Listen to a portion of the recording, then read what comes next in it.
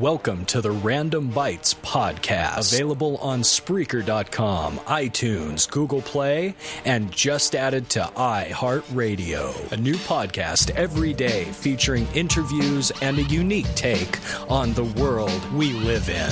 So sit back, relax, and enjoy Random Bites. Here is your host, Alan Wayne. Episode 37 of the Random Bites podcast. I am your host, Alan Wayne here. And before I begin the topic of the evening, I just wanted to put out there an apology. And the apology goes to a friend of mine named Katie. Katie was kind enough to put on her Facebook page, share on her Facebook page, a certain malady that is going on with her family, with a very close member of her family. I will not give any details, but I replied, because Katie and I have had this type of relationship for over 20 years. We have this type of relationship where we consistently bag on each other. And it just has always evolved from that. So in that spirit, I made a comment that said, it is her husband. Your husband is one of the strongest guys I know. Not only has he fought several medical conditions, but he's been married to you for so long. Real heroes don't wear capes. And I thought it would go over. I thought she'd get a good laugh. I mean, he even liked it. But then I go back on my Facebook and I notice the comment is gone. And I just want to say here publicly to whomever's listening, I'm really sorry. I did not mean to offend. That was the furthest thing from my mind. I just meant to maybe give you guys a little laugh, maybe thought it was funny, and I hope that you guys are cool. Just know that I meant no harm by it. And I apologize. So, with that out of the way, it kind of ties in tonight's topic. Tonight's topic is on an article that I found on thecheatsheet.com, www-thecheatsheet.com. CHEAT is how cheat is spelled there. And it is basically an article about being a sociopath. Now, I like to put a lot of stuff on Facebook at times that could rile somebody up, and I don't mean any harm by it. I just enjoy the humor of it. Well, some would think that I am a bit of a sociopath for that. And yeah, but it depends on what you define to be a sociopath. This article gets down deep into what it means to be a sociopath and 7 signs that you may actually be one, or you may be living with one. The article starts out, and the article is written by Sam Becker, by the way, June 12th, 2017. Dealing with a compulsive liar or any number of toxic coworkers and colleagues can be incredibly trying. While many of these people may be well-intentioned or perfectly fine people in their own right, they're stuck with some very real flaws that make life hell for those around them. I gotta say I agree with that, because there's, sometimes I walk around this earth and I think, am I the only sane person here? Am I the only person who is who is any sort of normal? Because these people are freaking out about this, or these people are freaking out about this. I'd like to say hello to Stabby McHugs in the chat room. Thank you for coming in, sir. Murder, he says. Stabby McHugs, a well-known sociopath here on Spreaker.com, and we appreciate every bit of sociopathy that comes from you, sir. But have you ever just walked around thinking, God, am I the only rational person around here? People are losing their mind over some crazy things, and I don't know why. This is so weird. Or you look at the news, or you look at people doing certain things. Why did they do that? Well, what is wrong with them, And people could be thinking the same thing about you, depending on these signs. So I think we're all just walking around thinking each other's crazy. We're all just walking around thinking we're all weird and crazy and nuts. And we're just walking around like, I just wonder what these people who I'm looking at, if they go home and they go, man, can you believe what so-and-so just did, that guy's a nut, talking about me, and I think they're nuts. So, yeah, we just all think we're all a bunch of nutballs, basically. But the article continues, often these flaws are signs of a deeper and more troubling problem and could even be red flags indicating that someone is a sociopath. Very heavy word there. Sociopath is one of those buzz phrases that goes with serial killer and Jeffrey Dahmer and all these sorts of different things come to mind when you think of a sociopath. Ted Bundy would be an example of a well-known sociopath. But the article continues, that's not really a term you're going to want to throw around lightly, however, obviously. You may have had your suspicions that someone is a sociopath, or at least demonstrate some classic sociopathic behavior, but do you truly know what you're dealing with? Do you? Well, that last part was me. Think of the term psychopath, and how easily many people assign that definition to someone whom they think are acting out of sorts. Often it's completely misappropriated and cheapens or lessens the term's meaning when it is actually relevant. Now, the article goes on defining a sociopath. So, who or what is a sociopath exactly? The term actually describes a particular condition, antisocial personality disorder. God, do I know a lot of people like that. I know a lot of antisocial people who just don't like interacting. I can be antisocial. I was talking to a coworker today, and she was like, have you thought about going to Comic-Con? I said, nah, it's too big. She's like, what do you mean? I said, well, when it was first starting out, there were the hardcores, the people who actually were into comics and were into all this stuff. And now it's just a bunch of posers, and it's extremely annoying, and it's extremely disgusting to see a bunch of people dressing up just because they think it's the cool thing to do. Just because they think, oh, I'm going to look so good in this costume, or I'm going to look so cool going to Comic-Con, let me snap a selfie to show how cool I am. And it's just like, it's ridiculous. I have a sound effect for that, by the way. Let me snap a selfie. I'm so cool. Yeah, look at me. All right, look at me. I'm here at a merch table. And that's what we've become as a society. And I said, I'm not going to deal with that garbage. Or I'm going to be talking to people who are 100% super nerds, and I'm going to feel completely out of place. And they're going to be like, hey, do you know what happened in this episode of this and this? Oh my gosh, it was so cool. And I'm just standing there like, yeah, I just don't know what to say. So it would be a rather uncomfortable time for me. In that particular instance, I would say that I am antisocial and extremely anti-people and crowds. I don't like it.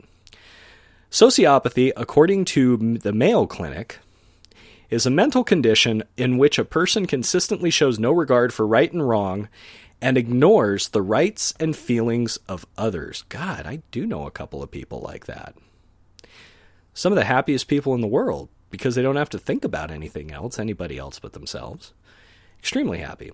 People with antisocial personality disorder tend to antagonize, manipulate, or treat others harshly or with callous indifference.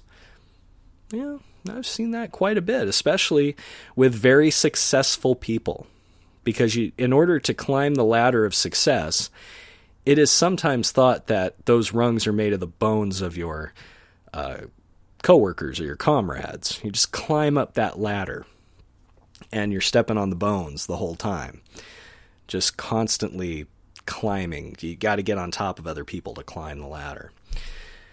They show no guilt or remorse for their behavior. Well, in that instance, the thing I was talking about earlier with the Facebook post that I made is actually, I don't show any sociopathic behavior there because I felt remorse for what I said. And I made a public comment that said I didn't mean any disrespect. I just thought it was funny. And, that is not the action of a sociopath. A sociopath would be like, triggered. Yes, possibly. And there are a lot of people I know about who are like that. Sound like someone you know? Most likely. And though sociopathy is closely associated with psychopathy, the two are different. There may be some overlaps in behavior between the two as well, but sociopaths are typically defined by a set of specific behaviors and actions. So this is from psychologytoday.com, How to Spot a Sociopath. And it says, here are 7 of those behaviors to keep an eye out for. All telltale signs you're dealing with a sociopath. So I just came up with an interesting thing here. This article that I am, well, not plagiarizing, but commentating on, and part of my fair use rights, actually is deriving itself from all these other articles. So it's this weird little chain of unoriginal thinking that is going on here, and unoriginal ideas, and it just, it's a beautiful thing. So, but all the thoughts that I have on this sociopathy, I should say, they are my own, 100% my own. I am not controlled by anyone other than myself, and that's a real lack of control there, by the way. Number 1, compulsive lying. Notice a lot of blatant lying, often for no reason? Consider that a red flag. There are compulsive and pathological liars out there, and both are signs of some underlying issues that a person is struggling with. And it gives a little ad here that says, oh, we've outlined the signs of a compulsive liar, and there are other articles it leads to on the cheat sheet, a very prolific website. So there are some things you can watch out for when dealing with a potential sociopath. It's the seemingly pointless lying that should truly tell you there's something going on. Like, have you ever had that where you have someone lie ahead of time? Like, you have someone basically foresee what is going to happen in a situation, and they craft a lie to wrap it around that future situation that either has not happened yet, or looks like it's going to happen, or may not even happen at all, but they have a lie prepared. That is sociopathic behavior. I must say that I am a very pragmatic person. I look at situations and I break them down, and if I have to lie, I lie. I don't think if telling the truth will make someone feel terrible, and it's really unnecessary, and it's just kind of, hey, look at that open cut. Here's some lemon juice, and just put it in there. That's not going to do anybody any good. So I might tell a little white lie every now and then. Yeah, no, it's okay. It's all right. Don't worry about it. Nothing's going to happen when I know the person's going to get fired or something. It's because I don't see the benefit of being honest all the time. What's the benefit? What's the point? It's like, okay, it is noble to be honest in all things, but if it's completely unnecessary and it's going to cause a big old shitstorm, either you let it lie or you lie about it. Just my opinion. Second sign, emotional detachment. This is the hallmark feature of a sociopath, complete and total emotional detachment. Sociopaths can and will do things that others cannot or struggle with because they've managed to remove the emotional aspect from their behavior. Essentially, they aren't feeling anything when they are wrong or hurt someone, which makes it easier for them to do it. In other words, there's a lack of empathy. Now, personally, I've been on both sides of this. I am very empathetic. Some would even say that I'm an empath. Sometimes I go into places and I just get a feeling. And I feel that the place is kind of whack. It's like weird. It's strange. And I look around, I look at the people, and nobody's carrying any weapons or anything like that. Nobody's being aggressive. It's like maybe at Walmart or Target, I'll walk in and all of a sudden I break out into a sweat. And I'm like, what the hell's going on? And I just feel this kind of haunted behavior. And I feel like there's some pain in the room. And when somebody does confide into me about their problems or issues, I do feel them. And I do feel genuinely sorry. But I found that a lot of the time, I will try and fix the problem. Why? Sort of a hero syndrome. I take the empathy completely out of it, and I go, I'm going to save you, and you're going to think I'm great. Which is a complete lack of empathy. That's really self-serving, and that's all it is. So the bottom line is that, yeah, I've been emotionally attached before. I've done things that I will not share where I felt zero fucks given. And I will be honest. They were mean. They were drastic. They were terrible things. Nothing illegal. Perhaps unethical, immoral. I've done them in the past. Not doing them anymore. Nothing illegal, but maybe slightly unethical. And of course that means I've never stolen. I've never done anything like that. Never murdered anyone, obviously. But there are just small circumstances where I've done something and it's caused a shitstorm and I have had zero fucks given. It's like, yeah, whatever. I don't even feel like, doesn't even raise my blood pressure 1 point. So there, that's 2 signs. Great. Wonderful. Number 3, narcissism. We've covered narcissism on this podcast. I think I brought up an article that was similar to this as far as a list form. Narcissism, an inflated ego or sense of self-worth, is another classic sign of a sociopath. These people take an overbearing interest in themselves and seem to be more interested in admiring or talking about themselves than interacting with anybody else. That is me, especially when I was younger. I would be, dates would just be like me talking about how great everything was, when really things weren't that great. But I would just keep trying to pump myself up and pump myself up and pump myself up and pump myself up and pump myself up, trying to make myself appear to be a demigod to the person I was sitting across the table from at Cold Stone's Creamery. Just trying to make myself seem like more than I was. And the folks who knew me laughed their ass off at me because they knew it was all crap. And they're like, why are you doing this? And I'm like, I don't know. I am this great. And furthermore, on this platform and starting out this podcast, I've started and stopped podcasting several times. And it's because I honestly think I'm great at what I do. And nobody seems to care. I have a few listeners and I'm grateful for them. And I know this is going to be a marathon, not a sprint. I know this is going to take a while for me to get noticed and it's going to take a couple of lucky bounces. But the bottom line is I'm like, a lot of the stuff on Spreaker is garbage. Why am I only getting about 5 or 6 plays on a show? There's a ton of stuff on Spreaker that is garbage. Why is my most successful YouTube video got only 24 views? YouTube is full of plagiarists and assholes who just basically take something that isn't theirs and post it up and put it on a channel and they're making money for it. And I have completely original thinking and I have like 24 views. And I am so far away from monetizing anything I do that it's sad. I am operating at a net loss of like $1 million right now. And for the effort and time I put in. And I always wonder why, when I am so good at this, so professional, and I do so well, why am I not just lauded from the rooftops? These are things that keep me up at night, folks. But, well, looks like 3 for 3 so far. Great batting average. The article continues.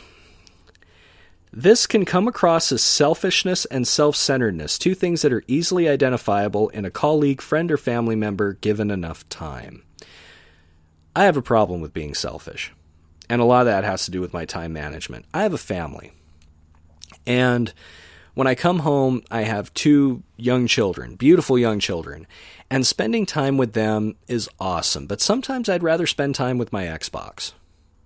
Why? Doesn't mean I don't love my children. It just means that at that very moment, I'd rather be playing a video game, as silly as it may seem, as infantile as it may seem. It's just something that I want to do. And a lot of that factored into my getting back into podcasting.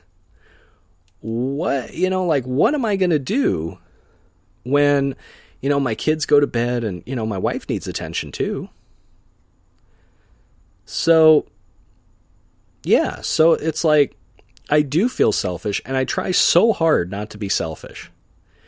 I really try, but in reality, the people who are truly unselfish don't have to try, and that kind of fucks me up. I'm not gonna lie. That messes with me. That totally messes with me. So anyway, so we got that. So it looks like I'm 3 for 3 so far. Excellent. Yay. So far, so good, right? Looks like I'm almost halfway to sociopathy. That is so cool. So, anyway. So, number 4 is a reckless attitude. And I've been known to be reckless a lot of times, mostly with my mouth, sometimes physically reckless. And before anybody says anything, it's never spilled out into my family or anything like that. I kind of tend to put the reins on it when I'm being reckless. I tend to walk away or do something like that before I do anything stupid. But yeah, I can be reckless. The article continues, as you can see, many of these traits or behaviors cascade into one another. In this case, recklessness, and it's easy to be reckless when you lack empathy and have a high opinion of yourself. Reckless behavior can come in all shapes and forms, but the issue at hand is that a sociopath can't or won't see the connection between their behavior and the consequences of their actions. Add in some narcissism, and they'll likely think they'll get away with it or can't be punished for their behavior. I've done a lot of reckless things on Spreaker. I've called out hacking groups. I've gotten into worthless wars with people just to make myself feel better. And I've gotten bit by it. I've been bit quite a bit by my recklessness. You know, jumping a fence into an abandoned graveyard just because I could, and then being chased down by Sierra Madre PD. That actually happened to me. And to have the audacity to be like, those damn cops. I look at it right now and I'm like, what was I on, man? What was I on? I was on some kind of drug. I was on the drug of youth. What can I say? I was young and dumb. But yeah, my reckless behavior extended to when I was in my 30s. And I realized that I needed to stop that, because before, when I was reckless, I would only hurt myself. Now I got a family to think about. And really,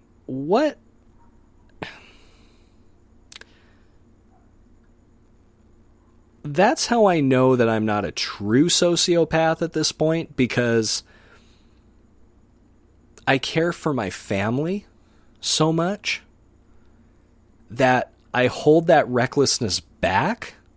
Like, we had a neighbor that wrote a certified letter to us from downstairs documenting the last 2 weeks of myself, my wife, my grandmother, and our children, and my child, playing. Documented it. Every single instance. Certified copy to me, certified copy to my landlady. Basically, this guy was looking to kick us out, or get us kicked out of our home. I almost went downstairs and beat the hell out of him. When I got this certified letter, I was so mad, I was shaking. I called the police to say, please, what can I do? I am about to commit a crime. Can you help me? I saw the look in my wife's eyes that day, and I just decided, you know what? I need to tone this back. And ever since then, I've been pretty calm. Sometimes I get angry, sometimes I get pissy, but I think that's normal. People do get angry, people do get pissy. That's kind of what happens. So I've decided to just kind of cool my jets, and I've been a lot less confrontational lately. But yeah, there are a lot of things that piss me off. So I just try to handle them a little bit better these days. All right, so we're going to take a break here. The Random Bytes podcast is brought to you by Spreaker, or I should say powered by Spreaker. www.spreaker.com, Spreaker be heard. What kind of pisses me off is when I go live and people who are my friends or associates or whatever decide to go to a show that they bag on constantly rather than support my show. But, what are you going to do? right? What are you going to do? You can't force people to listen to you. You can't force people to pay attention. No matter what you do, people are going to pay attention on their own. And it's just a shame because there's this wonderful artist that I have just procured her services. Her name is Clara Louise. She is on YouTube. She has a Patreon page. She is a flipping amazing piano player. And her thing is she takes contemporary hits and turns them into piano masterpieces. I am really high on this girl. I have donated to her. I've become actually a patron of hers. You can as well. If you go to patreon.com and look up Clara Louise, KlaraLouise, so she can get some income and keep doing this. And I just want to give her some exposure, and people would rather be at a show that they make fun of. I don't know. Maybe hearing this song will cheer me up. This is one of my favorite covers of hers, or favorite songs that she's rearranged.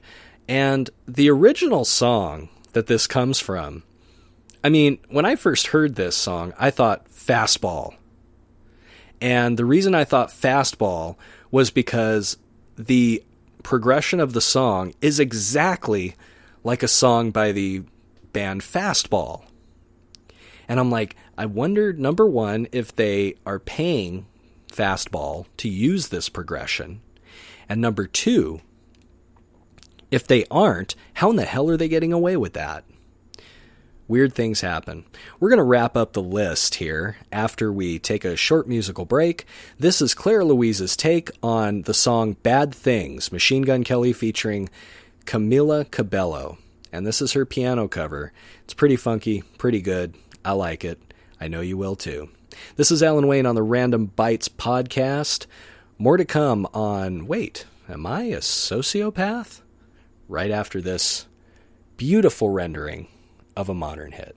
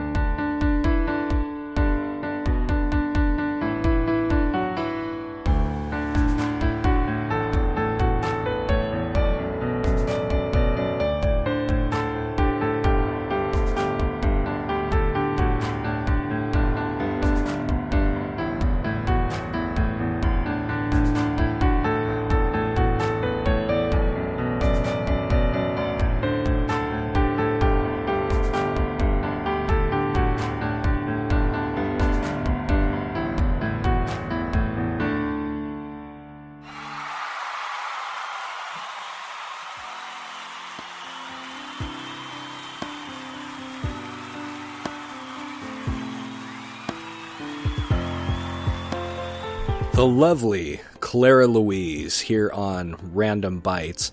That was her interpretation of Bad Things, Machine Gun Kelly, Machine Gun Kelly, Machine Gun Kelly, featuring Camila Cabello. Or is that Cabello? No, that would be a J. Cabello. I don't know. Anyway, tonight's topic is 7 signs you are a sociopath. This is borrowed with respect from thecheatsheet.com, which borrowed from several different sources, which means there's a whole line of complete and utter plagiarism. Whatever. Oh my god, I'm plagiarizing. Not really. Alright, so the 5th sign is anger. And yes, I do have anger. I used to get angry at the drop of a hat. I used to spark like a pile of pine needles. Good thing I have my BOP filter here. Maybe it's doing work, maybe it's not. But at least I'm speaking into it and I'm pronouncing my P's. Okay, anger. Of course, when things don't go the way the sociopath had planned, it results in explosive anger. And I laugh because I think of all the times I quit podcasting, like, God, nobody likes me, and it just drove me nuts. And now I look at it, and maybe I'm less on that sociopathic path here, but I look at it and I laugh at it because my numbers right now are comical, and I'm being told, oh, don't look at the numbers, don't care about the numbers. There's a broadcaster on Spreaker, and I don't mean to spill tea here, so I'm not going to name his name, but the dude is 3 types of, just completely unlistenable, and he's getting like 400 hits a time. But the thing is he's been around forever, so it's like, I'm building the blocks, I'm building up. And my goal is to put so much shit out there that somebody has to pay attention. Once in a while. So far I've had 1 listen, and I want to say thank you to Stabby McCugs for that. Thank you for noticing. Thank you for coming in. Even if you're not listening now, thank you for at least hitting play once. And there'll be people who say, oh, well, you're on at the time when such and such is on and everybody's over there. And I'm just like, when did this become high school? My God. I put on an entertaining show. It's not full of bits and crazy stuff. It's just me and a topic. But yeah, it gets me a little angry sometimes. It gets me a little angry. Because I was told by people in the industry that I have this talent, and I guess I expected it to just all come to me. And I think that's life telling me that I need to perhaps be a little more humble about things. I need to sit down and be humble, as Kendrick Lamar once said. Because it's going to take a little while for me. And that's just what's going to go. That's just what's going to happen. So, and as soon as I start bitching, I got Grandpa Al, the legendary Grandpa Al, in my chat room. I love this guy. Thank you, Grandpa Al, for tuning in. And hello, Darren. Thank you. Maybe there was a Discord chat APB out there saying, oh, Alan's bitching about not having listeners again. Look, my plan is a slow build. It is not to be famous overnight. I think that's what happened. I gained Spreaker infamy when I first started here. And did the wrong things, and now I'm trying to do the right things, and nobody's interested because I was in with these Spreaker infamy people. So, Stabby, Darren, I appreciate you guys. Grandpa Al, thank you so much. I hope everything is going well for you. See, not a sociopath there. Grandpa Al says, and what's wrong with being a sociopath? Grandpa Al is one of the funniest guys on Spreaker and an amazing writer. And, if I had $1 million, I'd give him a cut, man. He's awesome. So, Grandpa Al says, Alan, you're awesome no matter what you do because you do it as yourself. See, it's gems like that make me love Grandpa Al. Check him out on Tampa Bay FM, as well as the Celtic Radio Network on Spreaker. He does put on a very good show, very entertaining. Thank you, Grandpa Al. I'm not saying that just because you said what you said. I'm saying that because I've always believed it. I've always been a Grandpa Al supporter, so thank you, Grandpa Al. Now back to anger here. Ever see someone absolutely fly off the handle or have an ugly meltdown over a minor slight, real or imaginary? All the time. I frequent Walmart. I see that happen quite a bit. I see parents get mad at their kids. I see people arguing in the aisles about which dish soap to buy. The discount brand because it's $1 cheaper, or the name brand because apparently it cleans the dishes better. I mean, people argue about some of the most mundane, idiotic shit in the world.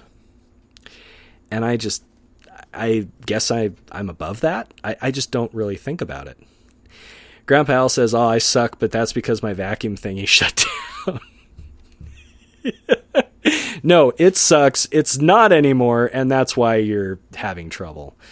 Not because you suck, because it doesn't suck anymore. That's one thing there.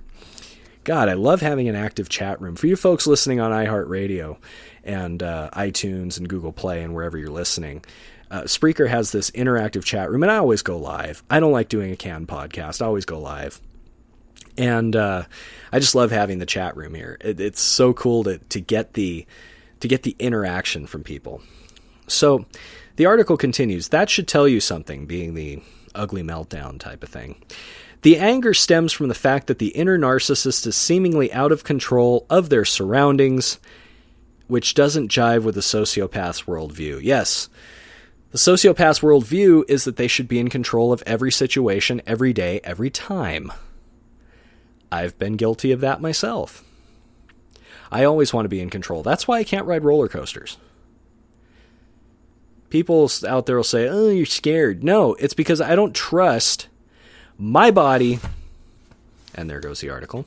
I don't trust my body on a whirling dervish of steel and some 16-year-old pimply-faced bastard pulling a trigger or a switch to make me go 80 miles per hour at 400 feet in the air and then sending me down a track of said metal. No, thank you. And that's all control. I've thought about doing skydiving, but why? Why would I do skydiving? You're afraid of heights, all that stuff. No, you know what it is? It's that if I skydive and it's on my own, at least I'm in control of my fate. At least I'm somewhat in control, and I have nobody to blame. If my parachute doesn't open, then shit, I'm supposed to die. But if I get strapped into a roller coaster and that thing breaks down, and not my time, man. It's a metal bar and a bunch of metal that failed me. It's a wonder that I can ride elevators and other things like that. It's that control issue. Number 6 on this list is manipulation. As I turn the page, here I go. Naturally, a sociopath is going to attempt to play puppet master with the people in their lives. This is likely when many people realize they're dealing with a sociopath, when it becomes clear that the individual in question is trying to pull the strings and manipulate those around them to get what they want. Oh, I've done that before. Oh, yeah. It's kind of fun, actually. It's fun to see people, it's fun to herd people into a direction and then just watch them go like lemmings. Grandpa Al writes in the chat room, I don't want to be in total control at times. I need that surprise factor, or it would seem boring to me. At least a surprise would help me learn to deal with things that I might not think of when something happens. Yeah, that is true. That is true. I like to be prepared. I always think that when I go into a job, I'm always anticipating a pink slip. And the reason being is because I don't want to be surprised when it happens. I've never gotten a pink slip. Actually, I did once. I worked at Baskin-Robbins, and the guy fired me 2 days into my hiring because his nieces cleared visas, and they needed a job. But that's the only time I've ever been fired. In my 22 years of straight employment, that's the only time I've ever been fired. I have left every job, mostly on good terms, to go to another job that's either higher paying or closer to me or something like that. So I've written my own card, but I'm always anticipating the next move of those around me and others to try and kind of have an advantage. I'm all about the analytical side of things. What are the odds that this is going to happen? What are the odds that this is going to happen? What if this happens? What if that happens? So that's kind of my thinking there. And number 7, and for those of you who are Spreaker alums, you will recognize this phrase. And I'm speaking to those people who have been around Spreaker for quite some time. And and this phrase actually really holds true. It is a revolving door of friends. Now, there is a person who is on this platform who has a quote-unquote revolving door of friendship. Whereas you're their friend one minute, you're spit out the next.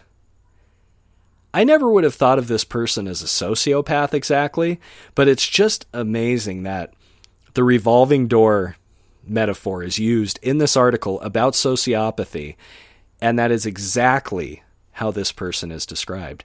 Grandpa Al writes, I got a pink slip when I ratted out a higher exec specialist on cutting corners. He got promoted and I got the shaft. Yeah, I seen that all the time. I've seen that all the time. Hello, Darren. So I've seen that all the time when somebody at the workplace tries to do, and it's this thing about being competent.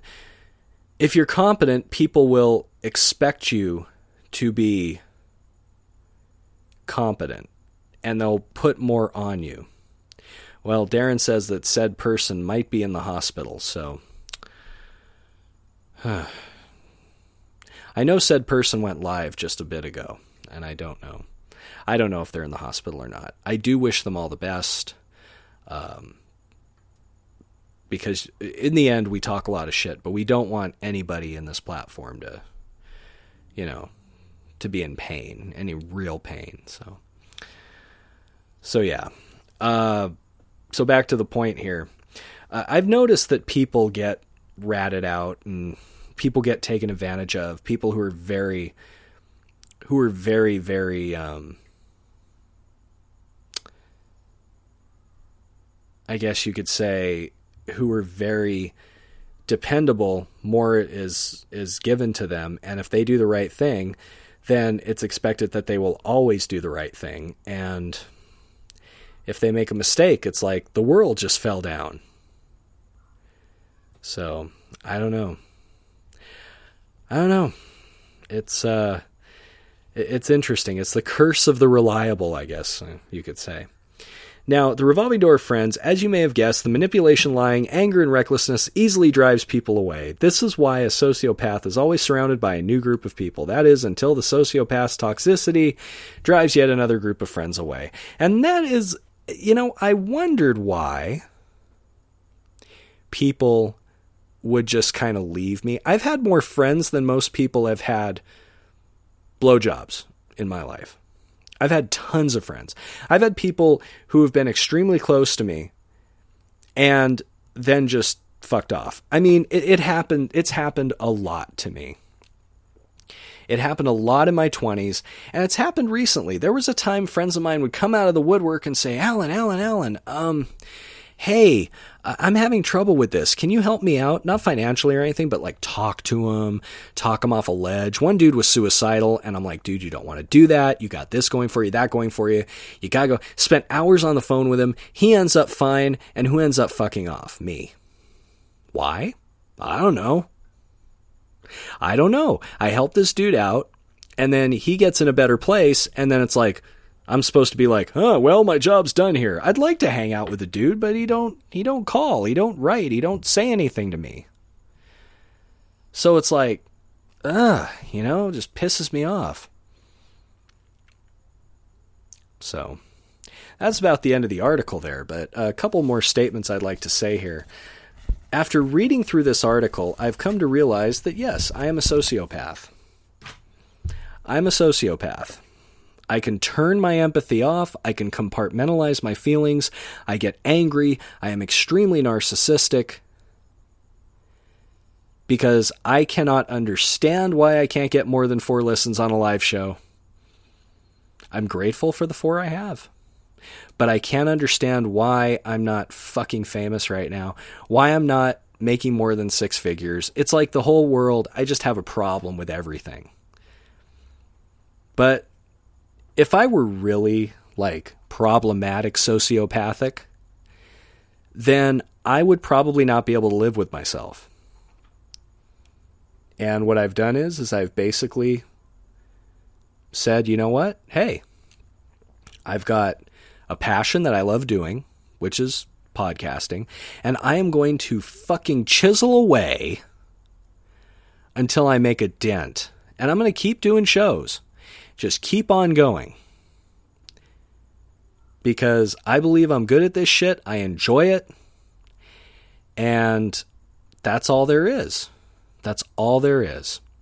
So what if people want to listen to somebody who they make fun of? So what if people want to hate on somebody but listen to them? So what if people don't like listening to podcasts or think I'm boring? This is my thing. This is what I do. And I enjoy it. And that's all that matters. See, selfishness. Yeah, sociopath. But you know what? I'm fine with that. And if you've identified with any of these things, and you're not killing people or not making other people's life an extreme living hell, then you know what? You're okay. Don't worry about it. But you may be a sociopath. After reading this, I think I am. And you know what? That's fine. Grandpa Al writes, but you're the best type of sociopath because you do your best for what you believe in, and each moment you share with your life and persona. You gain the respect, and I am honored to have you and others as the friends I do. Grandpa Al, you're fucking killing me. You're awesome, dude.